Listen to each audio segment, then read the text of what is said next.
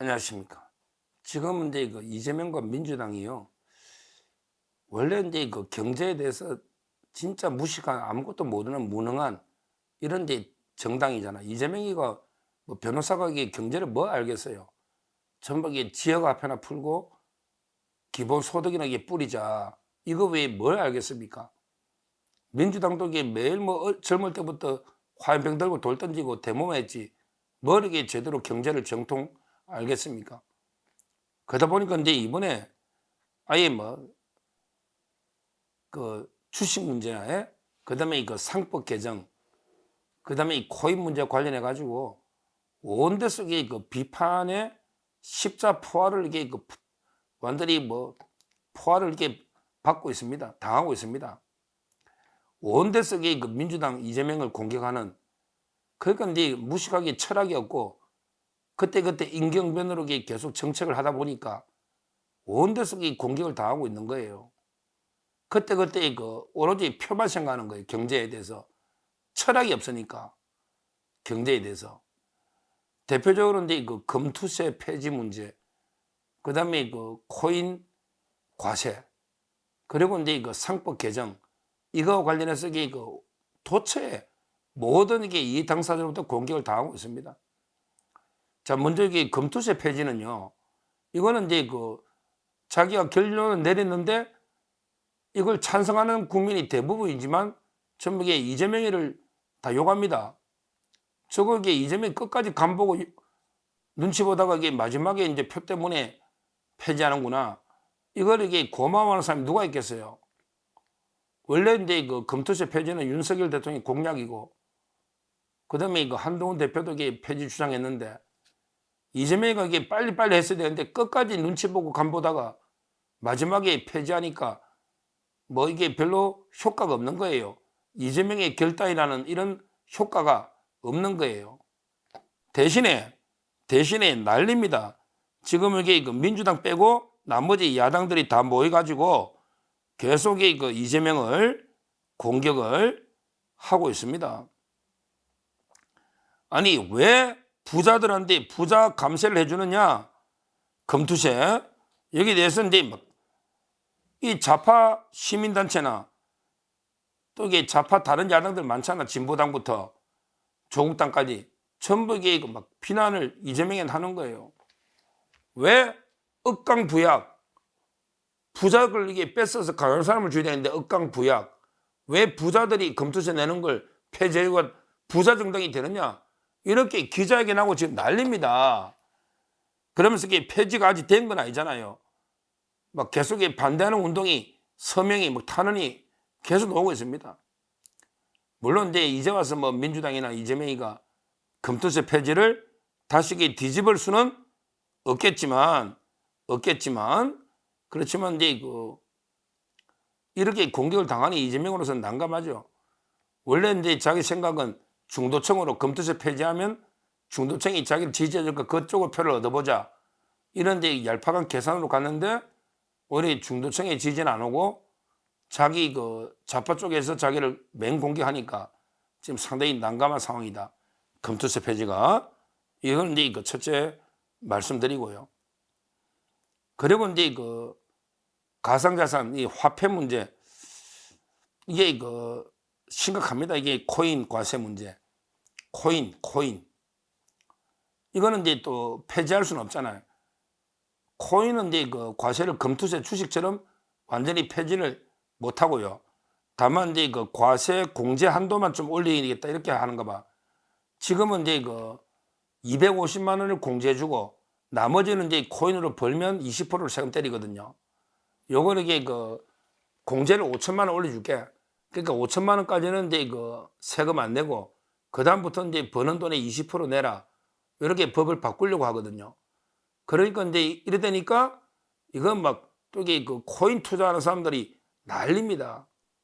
아니, 주식은 폐지해주면서 왜 우리는 폐지 안 하느냐? 왜 우리는 코인은 그러면 50만 원, 5천만 원까지만 공제하면 나머지 20%다 내야 되면 말이 되느냐? 주식은 봐주고 이게 왜 우리는 코인 하는 사람이 많거든요. 비트코인부터 많잖아요. 왜 우리는 세금을 20% 그대로 때리느냐? 이게 지금 또 난리입니다. 난리예요. 그러면 이걸 또 폐지할 수는 없잖아, 민주당이. 이것도 폐지하면 이게 또 좌파 쪽에 날릴 거고. 재밌는 게 그 김남국이까지 나섰어요. 김남국이. 김남국이가 코인으로 한때 100억 벌었잖아. 그럼 세금 얼마 낸다? 5천만 원 공제하더라도 이게 99억 5천, 그러면 이게 100억 벌면요. 5천만 원 공제는 의미가 없잖아요. 그러면 이게 20%면 20억을 내야 되는 거예요. 야, 김남국이 세금 20억을 내야 되는 거야. 근데 지금 김남국이 거의 다 날리고 지금 한 1, 20억 된다잖아. 한 20억. 그러면 이게 세금 20억 내고 나는데 또 이게 날려버리면 이거 또 어떡합니까? 또 이게 세금 돌려받나? 뭐 복잡하죠? 복잡해요. 그러니까 이제 그 김남국이까지 나서가지고 젊은 사람들이 코인을 이렇게 많이 하는데 코인은 이게 세금을 때리면 주식은 폐지하고 코인 때리면 이게 젊은 층 다 따라난다, 반대한다 이러고 있습니다. 심각하죠.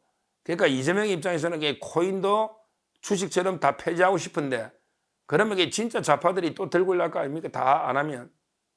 근데 또 코인만 20% 세금을 유지하려니까 그러면 이게 주식하고 왜 우리 차별하느냐?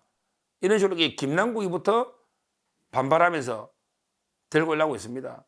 앞으로 이게 그 코인 과세는 어떻게 할지 이것도 이게 그 한번 지켜봐야 될 이런 부분이고요. 그 다음에 상법을 좀 바꿔가지고 이제 지휘청을 달래주려고 상법에 그 이사가 있잖아요. 이사가 이제 그 지금은 회사에 대해서만 충실 의무가 있는데 앞으로 이제 법 바꿔가지고 이사 의무를 강화하는 거예요. 이사가 이제 그 회사뿐만 아니라 주주들한테도 충실 의무가 있다.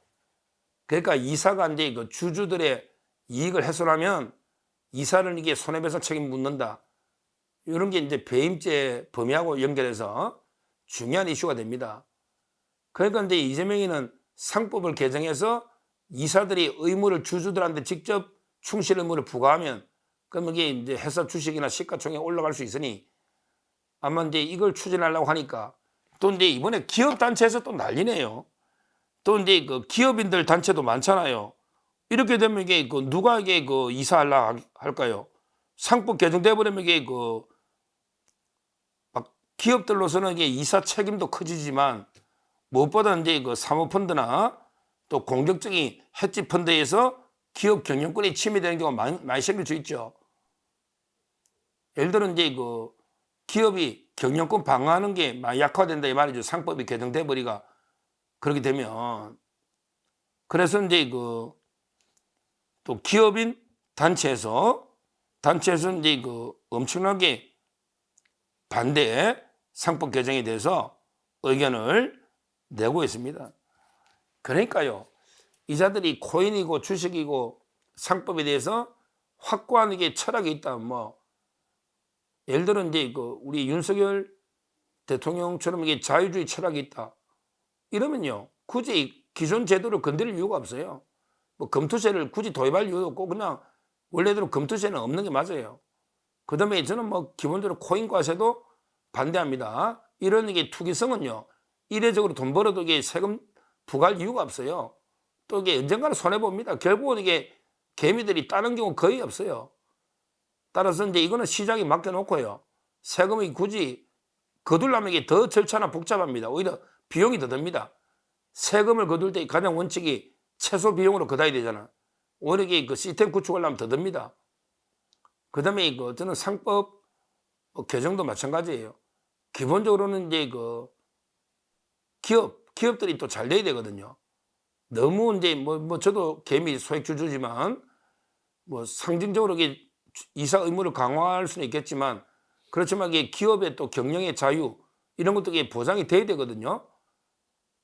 기업. 따라서 이제 그 결국 기존의 제도를 두면 되는 거예요. 뭐 제가 이게 약간 보수 철학이 있어서 그런지 몰라도요. 모든 면에서 기존의 제도보다 100배 이상 안 좋으면 저는 제도 함부로 뜯어고치면 안 된다는 주의입니다. 어떤 이게 기존의 제도가 엄청나게 문제가 있고 결함이 있다. 반드시 뜯어고치야 된다. 이럴 때는 개혁해야죠. 근데 그게 아니고 이게 뭐 기존에 세금 검투세 없다 해서 뭐 큰 문제가 있고 이거 있으면 크게 달라집니까? 이렇게 장단점이 있고 크게 차이가 없는 이런 걸 이게 계속 뭐 이래 고치다가 저래 고치다가 이거 폐지했다가 이러면 이게 어떻게 됩니까? 우리 그 제자 백가 중에 노자 있잖아. 노자, 장자. 이걸 도가 철학이라 합니다. 도가. 노자가 이게 뭐랬습니까? 나라를 다스리는 것은 작은 생선을 굽듯이 조심해야 됩니다. 작은 생선을 굽는데 계속 생선을 요리 뒤집었다가 좀 뜨거우면 요리 뒤집었다가 이러면 이게 생선 살이 다 떨어져 나가 버려요. 이러면 이게 나라 못 다스립니다. 좀 생선이 익을 때까지 좀 은근하게 기다렸다가 한 번 정도 이게 뒤집어주면 생선이 잘 굽히잖아요. 그러니까 나라를 다스리는 요체는 작은 생선을 굽는 것과 같다. 이게 노자가 갈파한 경구입니다. 약팽소선. 노자의 그 도덕경에 나오는 겁니다. 도덕경 60장에 팽이 굽는다는 거거든요. 소선, 작은 생선. 그러니까 이제 그 나라를 다스리는 거는 작은 생선을 굽는 것과 같다. 약팽소선. 이런 데 철학입니다. 그런데 이재명이나 민주당은 무식한, 무능한, 무지한 이런 게 그 한마디로 그 맨날 주체사상 북한의 그 운동권 이거밖에 모르는 자들이 경제에 대해서는 문외한인데 이랬다 저랬다 여론에 따라 뭐 이래 올렸다가 또 이게 반대하게 없앴다가 이랬다 저랬다 이렇게 호들갑을 떠니까 나라가 되겠습니까? 좀 이게 그 작은 생선을 굽는데 요리 뒤집고 저리 뒤집고 저리 옮기고 이게 되겠습니까? 되겠습니까? 이게 철학이 없는 거예요. 철학이 없는 거예요. 저는 장기적으로 이번에 그 이재명이가 요쪽 저쪽 다 그 표 좀 얻어보려고 잔머리 굴리다가 완전히 모든 쪽의 표를 잃게 됐다. 이쪽 저쪽 모든 걸 이렇게 잃게 됐다. 그래서 전에 제가 뭐 개도 구럭도 다 됐다. 이런 이제 표현까지 쓴 적이 있는데 이번에 특히 코인 과세에 대해서 이제 반대 청원이 지금 뭐 6만 7만이거든요. 그럼 이게 과연 코인 과세에 대해서 이재명이가 또 어떤 입장을 보일지, 그 다음에 그 상법도 기업들이 이걸 반대하는데 어떤 입장을 보일지 앞으로 지켜봐야 되겠다. 하여튼 이재명이는 경제만 하더라도 그 지도자 자질이 전혀 없다. 전혀 없다. 이렇게 그 평가를 합니다. 감사합니다.